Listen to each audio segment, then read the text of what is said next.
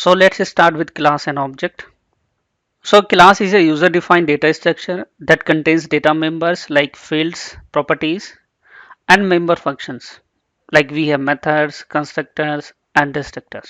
And class is a reference type and act as a template for an object. Now let's discuss about the object as well. So object is a representative of the class and it allocates the memory to its class members. So whatever the fields we have defined in a class, so memory allocation here will be done with the help of the object here. So even you can think the object as an real world entity having attributes like fields we have within a class and behaviors like methods we have within a class. For example, we have a student object. So a student object can have attributes like name, address and contact number, and a student can perform the activities like attending classes, giving exam, etc. So for creating the object, so we have to create a student class with all the attributes like name, address and contact number. And in that class, you have to add the methods like attending class and the giving exam. So this is all about the class and objects. Now here let's try to understand the class and object with the help of an example. So here I have a console application. So my console application name is class and object.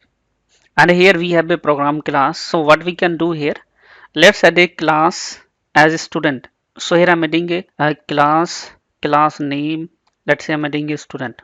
And within the student class, I can add some properties. I can add some fields here.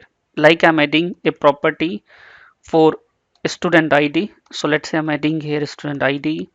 I'm adding here one more property. Let's say student name. I'm adding here one more property. Let's say student address. So these are the fields I have defined within my class. And we can add define here some methods as well, like behaviors. So as a method, I can add a method here like show. So here I'm adding a method like public, then method return type is void here. I'm defining the method name here. Let's say show details. In the show details, I will display the student information. So using the console.write line, I can display the student information. So let me add a message here like student information. And here we can show the student ID, name and address. So let me show you the student ID, name and address. So just use here console.write line. And here I'm using the student ID. So student ID colon, then show his student ID. So I'm using here 0, then name, then use here 1. I'm using here address. So in address, I'm using here 2. Then I specify the value for like say student ID, comma name, comma address. So all the information I'm going to display here. And guys here, all the properties, all the fields are here public. So when we'll be create this student class object, we can access all the things using the student class object because access modifier is public. About the access modifier, we will discuss in the next session. So let's create the object of the student class. So I'm going to create the object for the student class. So just use class name and your object name, whatever you want to create. Let's say I'm using here st equal to new student. So here I'm just calling the student class default constructor. But here if you will see we don't have any default constructor.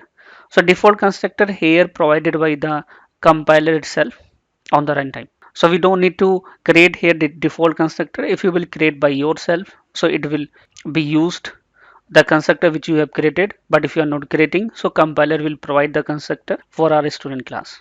So right now I'm not defining any constructor. So let's access all the public members. So I can access here student ID. I'm defining here 1. I'm using here a student name. I'm defining the student name, let's say Shailendra.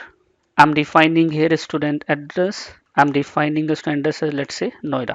So now all the information we can show here with the help of the method show details. So just use st and then call the method show details. And here to prevent the console window, just use a console.read key so that it will not be closed automatically. That's it. So here we have a student as a class and st is a object. So this is my object here and this is my class. So this is the class and these are the fields here, and if you're talking about these are the methods we have defined. Now just run the application and see how we are getting the output. So you can see here as a student information, I'm getting the student ID as 1, name Shailendra, and address Noida. So this is the simplest example. This is the simple example of class and object we have created using the C#.